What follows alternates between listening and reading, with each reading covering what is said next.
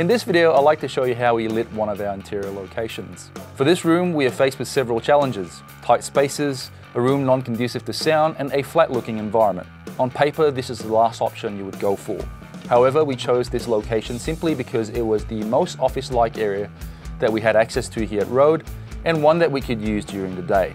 Now, this space is indicative of an office room, but we still had to dress it to create a believable environment. Check out our previous episode on art direction.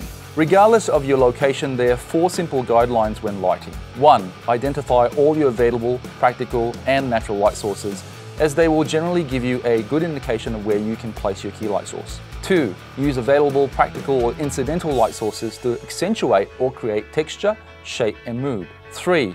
Use grip equipment such as cutters, scrims, nets, negative fill, etc. to create contrast and shadows. These tools are sometimes more crucial than your lighting fixtures themselves. 4. Keep it simple. A-list cinematographers frequently stress how important it is not to overlight something for the sake of using more fixtures in a scene.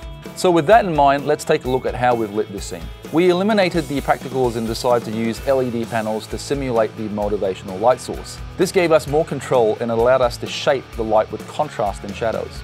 In this scene, we've mounted 2 F&V K8000s on a pair of autopoles, taken stands off the floor, and flanked the lights with black cutters closer to the windows and blinds. The light panels were then placed above the actor's mark to provide a high key light source. After creating shadows on the backdrop, we used a pair of F&V K4000 Plus 1x1 LED tungsten panels on the other side of the window to accentuate the lines in the blinds to create warm patches of color.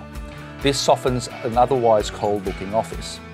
We went for this look along with a more retro grade in post to exaggerate M1 Man's preference as a more likable and supportive character.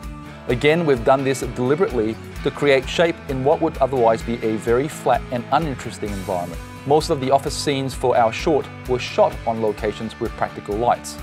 However, for the office interview, we wanted to go for a more treated look.